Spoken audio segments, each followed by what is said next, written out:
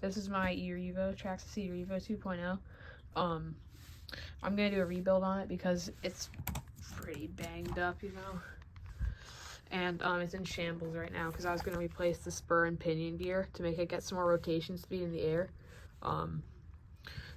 But I just figured I should just clean it out now because it's building up some mud. This is like 4-year-old mud. So yeah, there's a lot of broken things on this car, like the bumper. I don't know how I'm gonna fix that because I don't have the money to fix it, nor do I have that money. So I might just tape that, and I'll probably put a bolt through this.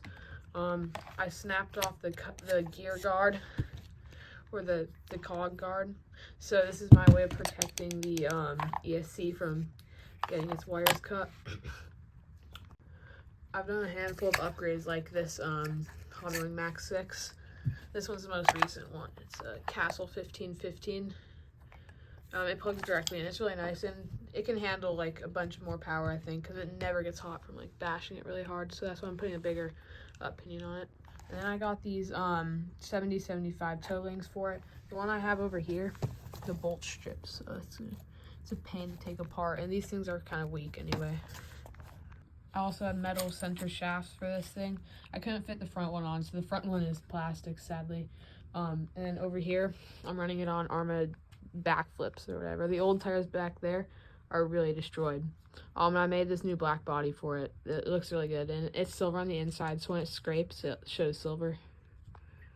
Just replaced this shaft with this metal one. I did it for the back because the back one broke, but I forgot to do it for this one, and this one's just really destroyed. I thought I could get away with it, but I think it'll snap within the next few rips of the car.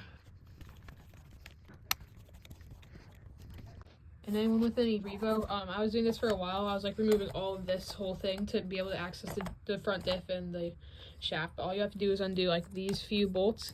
Make sure you get the one down there though, because I missed that. And you also have to undo that. It's just a little shortcut. You can just pull the whole thing out instead of having to undo all of this stuff. And then down here, there's a little grub screw that you can access by sticking a tool right through there if you want to just replace the shaft. Alright, all of the electronics are all out. Alright, now it's time for the wash.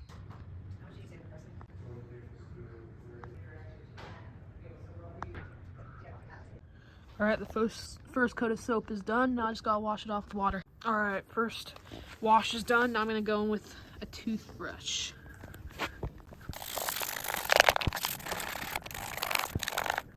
This is the drying spot temporarily. I'll take it in to actually dry it with a towel and like a hair gun. Alright, I just got it off the wash, and it's a bit dried off, so I gotta dry it more. I'm gonna replace this because I have the 70-75 version. There's a strip screw, but I got it out pretty easily for like the first time in my life with a strip screw, but...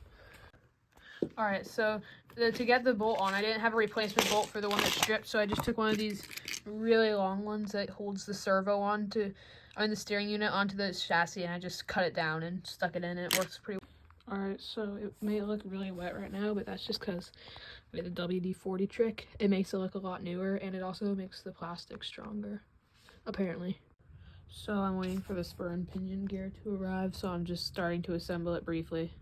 Now I'm just going to center the trim so it's not messed up when I put the servo horn on. That looks about right. Alright. For wiring up the receiver box, you're going to have to put servo first. This one has 2 channel 1s because it has 2 servos. Make sure you put servo first. And I have a gap here because you can't put power in channel 1. I didn't know this when wiring this up when I started doing it. So for these fans, these extra fans, I'm going to put this one on the engine. You have to put it in directly into the receiver box like this, and it has to be, for this receiver box, it has to be the last 2 pins on there. If you're going from left to right, you just plug it directly. After a while of battling it, I finally got this damn freaking front shaft, and it took so long, dude. It's so crazy, holy crap. I just reassembled the back end, but I forgot to put the drive shaft in. Alright, I just got the motor in. You guys hit the mesh really well, and I think I did a pretty good job. Just make sure it clicks kind of like that, I think. And I got the fan on. It's not very aligned because of the new phase wire placement, but it'll work.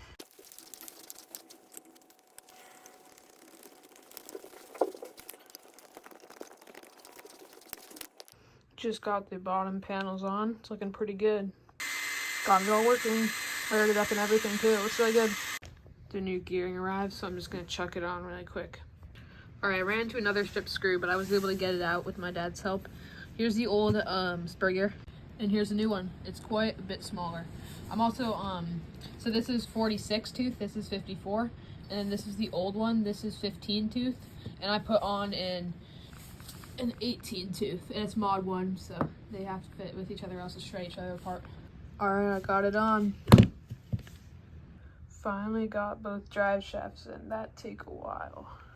All right, I got the wiring all sorted up here. I still need to find a way to attach this thing.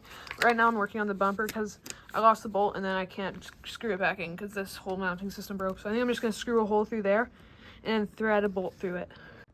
All right, it's on there. Feels pretty good. It's not wobbling around anymore. Just drilled a hole, stuck a screw through it, and it works really well. Just got my crappy wire guard mounted. Got the gear meshed up and got this thing on.